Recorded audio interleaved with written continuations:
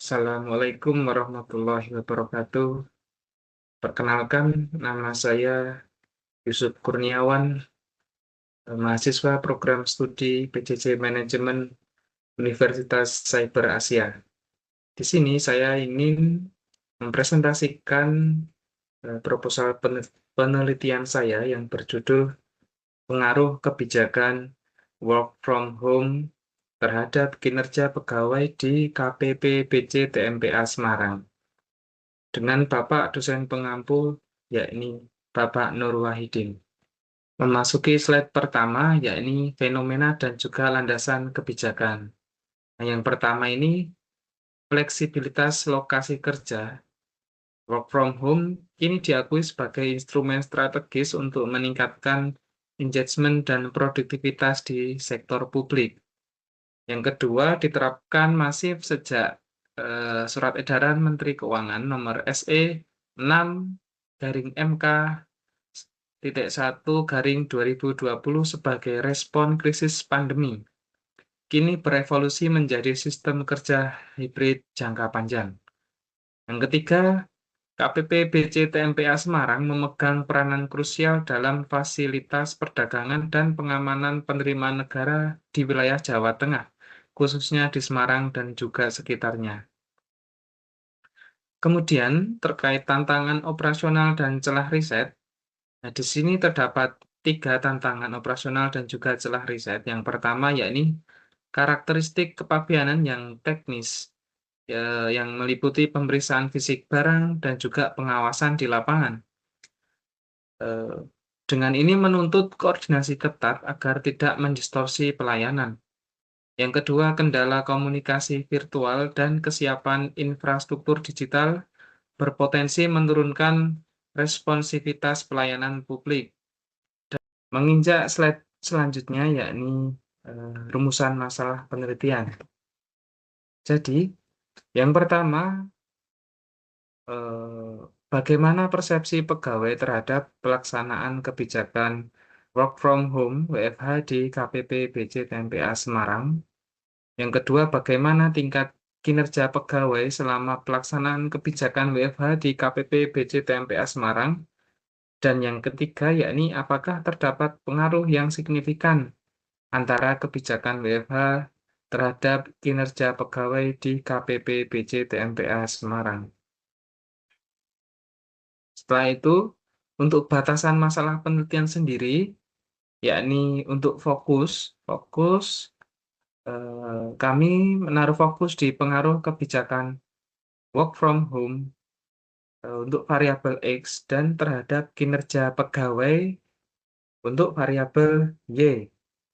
Untuk lokasi sendiri, yakni di KPP BC TMPA Semarang yang berada di Jalan Arteri Yosudarso nomor 17 Tawangsari, Semarang Barat. Untuk waktu, penelitian dilaksanakan sepanjang periode Juni hingga Desember 2026. Untuk tujuan penelitian, di sini ada 3 tujuan penelitian. Yang pertama, yakni mendeskripsikan persepsi pegawai terhadap pelaksanaan kebijakan WFH di KPP BC TMPA Semarang secara objektif. Yang kedua, menganalisis tingkat kinerja pegawai selama pelaksanaan kebijakan WFH di kantor pelayanan operasional.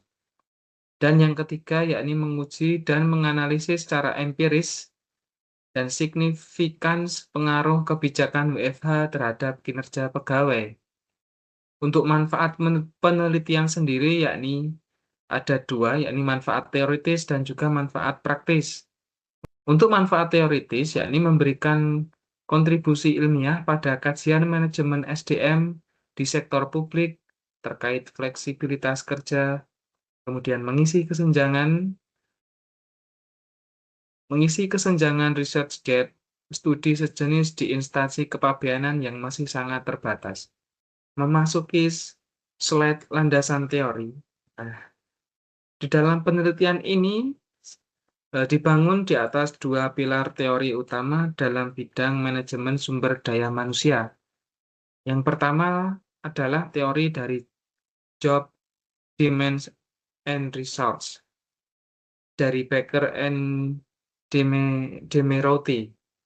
Teori ini menyatakan bahwa keseimbangan antara tuntutan pekerjaan, job demands, dan sumber daya pekerjaan, job resource, menunjukkan atau menentukan kinerja pegawai. Untuk teori kedua adalah teori motivasi dua faktor Herzberg. Dalam rujukan Kashmir, WFH mempengaruhi Huygens faktor melalui penyesuaian lingkungan kerja fisik di tempat tinggal pribadi sekaligus mengaktifasi motivator faktor dengan memberikan rasa tanggung jawab mandiri dan otonomi tugas tanpa pengawasan fisik yang ketat. Nah, masuk kerangka konseptual yang menghubungkan 5 indikator WFH dengan 5 indikator kinerja pegawai. Untuk variabel bebas, X, yakni kebijakan WFH sendiri. Yang pertama, fleksibilitas waktu kerja. Yang kedua, dukungan teknologi dan infrastruktur. Yang ketiga, komunikasi dan koordinasi virtual. Yang keempat, kemandirian dan disiplin kerja. Yang kelima, keseimbangan hidup. Nah, untuk variabel terikat, Y, yakni kinerja pegawai. Yang pertama, yakni kualitas hasil kerja. Yang kedua, kuantitas hasil kerja. Yang ketiga, ketepatan waktu penyelesaian. Yang keempat, tanggung jawab terhadap pekerjaan. Dan yang kelima, kemampuan kerjasama dan juga pelayanan. Berdasarkan kerangka konseptual ini, hipotesis penelitian yang diajukan adalah H1, yaitu terdapat pengaruh yang signifikan antara kebijakan WFH terhadap kinerja pegawai di KPP BC TMPA Semarang. Untuk membuktikan hipotesis tersebut, penelitian ini menggunakan pendekatan kuantitatif berlandaskan positivisme dengan sifat penelitian asosiatif kausal guna mengukur kekuatan pengaruh sebab akibat langsung antara variabel X dan juga Y.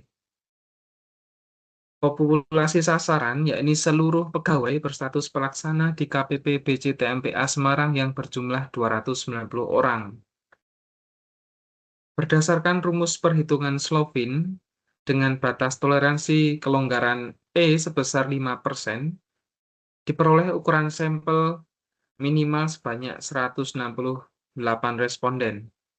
Nah, teknik penarikan sampel menggunakan purposive sampling dengan kriteria ketat, yaitu pegawai pelaksana KPP BC TMPA Semarang yang pernah atau sedang melaksanakan WFH di tahun 2020 sampai 2026, kemudian memiliki akses perangkat teknologi memadai, dan yang terakhir tentunya bersedia mengisi kuesioner secara lengkap.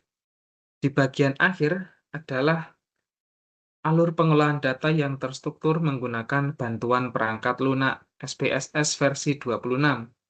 Tahap pertama adalah pengumpulan data primer melalui penyebaran kuesioner skala Likert 1 sampai dengan 5 dengan total instrumen 50 butir, yakni terdiri 25 item WFH dan juga 25 item kinerja kepada 168 responden. Nah, metode ini disebar secara tatap muka fisik dan juga melalui tautan digital Google Forms untuk memaksimalkan response rate.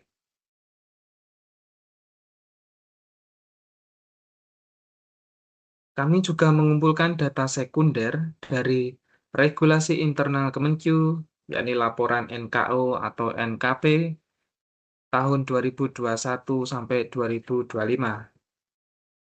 Di tahap kedua, yakni instrumen akan diuji kelayakan melalui uji validitas person dan uji reliabilitas Cronbach's Alpha dengan standar reliable